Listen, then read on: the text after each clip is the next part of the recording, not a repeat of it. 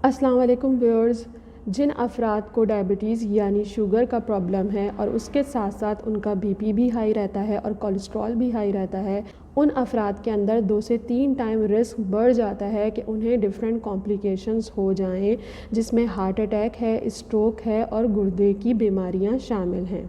लिहाजा ये बहुत ज़्यादा ज़रूरी है कि आप अपने ABCs को कंट्रोल करें, क्योंकि जितना आपके ABCs कंट्रोल में रहेंगे उतना ही कम रिस्क है कि आपको ये बीमारियां लाहक हों। व्यूअर्स, मेरा नाम है कुरतुलैन और मैं फार्मासिस्ट हूँ और आज की इस वीडियो में मैं आपको बताऊँगी कि आप अपने ABCs को फॉलो करके किस तरीके से डायबिटीज़ की इन कॉम्प्लिकेशंस के रिस्क को कम कर सकते हैं। तो चलिए वीडियो स्टार्ट करते हैं।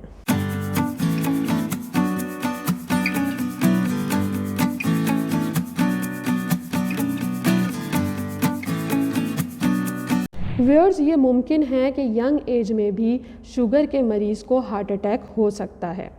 लिहाजा ये बहुत ज़रूरी है कि आप अपने ABCs को कंट्रोल करें। A का मतलब होता है A1C। HbA1c एक टेस्ट होता है जो आपको पिछले 3 महीने की ब्लड शुगर का एवरेज देता है। ये तकरीबन लेस देन 7% होना चाहिए। अगर आपका HbA1c with in the target range होगा और आपकी शुगर कंट्रोल होंगी तो आपको शुगर से होने वाली जो मज़ीद बीमारियां लाहक हो सकती हैं उससे बचाव मुमकिन हो जाता है, जिसमें मोस्ट कॉमन आई डिजीज़ होती हैं। इवन कि अगर शुगर कंट्रोल ना हो तो मरीज़ का विजन लॉस हो जाता है और ब्लाइंडनेस तक हो सकती है। इसके अलावा शुगर कंट्रोल ना होना नर्व को डैमेज कर सकता है, जिसमें आपको ये कंप्लेन होगी कि आपके हाथों और पैरों की जो नसें हैं वो सुन्न हो जाएंगी, बिल्कुल नमनेस आपको फील होगी।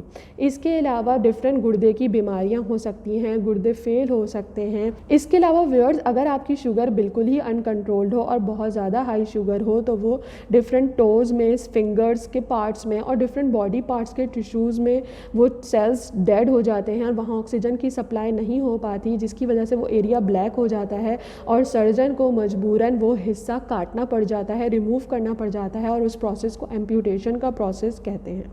फ्रेंड्स, B का मतलब है ब्लड प्रेशर। अगर आपका ब्लड प्रेशर हाई होगा तो बहुत ज़्यादा रिस्क है कि आपको हार्ट अटैक हो सकता है, स्ट्रोक हो सकता है। इसके अलावा आपको गुर्दे की बीमारियां हो सकती हैं। लिहाजा आपको ये टारगेट रखना है कि आपका BP लेस देन 140/90 होना चाहिए और कुछ केसेस में इससे भी लो टारगेट डॉक्टर्स रखते हैं। वेयर C का मतलब होता है कोलेस्ट्रॉल। आपको अपना कोलेस्ट्रॉल कंट्रोल में रखना है। इसमें LDL जो कि एक बैड कोलेस्ट्रॉल होता है, ये आपकी आर्टरीज में क्लॉट कर देता है, उन्हें ब्लॉक कर सकता है, जिसकी वजह से चांसेस होते हैं कि पेशेंट को हार्ट अटैक हो जाए, स्ट्रोक हो जाए या दूसरी बीमारियां लाहक हो जाएं। लिहाजा आपको अपना ये LDL कोलेस्ट्रॉल लेस देन 100 की टारगेटेड रेंज में रखना है ताकि कम से कम चांस हो कि आपको कोई और बीमारी हो सके। तो फ्रेंड्स, ये थी ABC की डेफिनेशन। ये ABCs आपको बहुत ज़्यादा कंट्रोल में रखने की ज़रूरत है। अब आप ये कैसे कंट्रोल में रख सकते हैं, इसके लिए आप और आपका डॉक्टर मिलकर प्लान करते हैं। डॉक्टर आपको कुछ मेडिसिन्स और लाइफस्टाइल चेंजेस रिकमेंड करते हैं जिनको आपको स्ट्रिक्टली फॉलो करना है। डॉक्टर जो आपको मेडिसिन प्रिस्क्राइब करे वो आपको डेली बेसिस पर लेनी है। ये बात आप बिल्कुल जहन से निकाल दें कि मुझे शुगर है और आज तो बिल्कुल मेरी ठीक शुगर है तो मैं दवाई ना लूँ। शुगर के मरीज़ों को दवाई रोज़ लेनी है, बिला नागा लेनी है और स्ट्रिक्टली डॉक्टर की हिदायत पर अमल करना है। अगर आपका BP बढ़ा हुआ है तो BP की दवाई भी रोज़ ली जाती है। ये हमारे यहाँ बहुत मिसकंसेप्शन है कि मेरा आज का BP तो बिल्कुल नॉर्मल है तो मैंने आज की दवाई छोड़ दी। हमें स्किप डोज नहीं करनी है। आपको BP की दवाई सारी ज़िंदगी खानी है अगर आप हाई ब्लड प्रेशर के मरीज़ हैं तो ये बात आप बिल्कुल जहन में बिठा लें। अगर आपको मेडिसिन से रिलेटेड कोई भी मसाइल का सामना हो, आपके साइड इफ़ेक्ट्स आपको हो रहे हों या आपको उसके इंटरेक्शंस का पता करना हो कि ये दवाई मुझे खाने के साथ लेनी चाहिए या खाली पेट लेनी चाहिए, ये मेरा स्टमक अपसेट कर रही है तो मैं इसके लिए क्या कर सकती हूँ, उस सूरत में आप अपने डॉक्टर से या फिर किसी भी मुस्तनद फार्मासिस्ट से मशवरा कर सकते हैं। आप अपने किसी भी मुस्तनद फार्मासिस्ट से दवाइयों से रिलेटेड कोई भी सवाल पूछ सकते हैं। इसके अलावा दोस्तों, लाइफस्टाइल चेंजेस से भी आप अपने ABCs को कंट्रोल कर सकते हैं। लाइफस्टाइल चेंजेस में फ़ूड का बहुत ज़्यादा इम्पैक्ट होता है। आपकी सिलेक्शन ऑफ फूड बहुत ज़्यादा इम्पैक्ट करती है आपके ABCs को कंट्रोल रखने में। लिहाजा आपको चाहिए कि आप हेल्दी डाइट लें, आप लॉट्स ऑफ फ्रूट्स लें, वेजिटेबल्स लें, होल ग्रेन्स लें और लो फैट डेयरी प्रोडक्ट्स लें। आप लिमिट कर दें मीट की क्वांटिटी को और अवॉइड करें फ्राइड फूड्स को, फैटी फूड्स को, जो आपके कोलेस्ट्रॉल बढ़ाने का सबब बन सकते हैं। दूसरा लाइफस्टाइल चेंजेस में आता है कि आपको एक्टिव रहना है। जितना आप एक्टिव रहेंगे उतना ही चांस होता है कि आपका हार्ट भी हेल्दी रहे और आपको डिफरेंट बीमारियां ना हो। कम से कम भी आपको 30 मिनट या उससे ज़्यादा की हफ्ते में 5 दिन एक्सरसाइज करनी चाहिए, जिसमें आप वॉक कर सकते हैं, साइकिलिंग कर सकते हैं। इसके अलावा आप कोई भी ऐसा काम कर सकते हैं जिसमें आप एक्टिव फील करें, फिज़िकली फ़िट हों, तो ये भी बहुत ज़्यादा ज़रूरी है।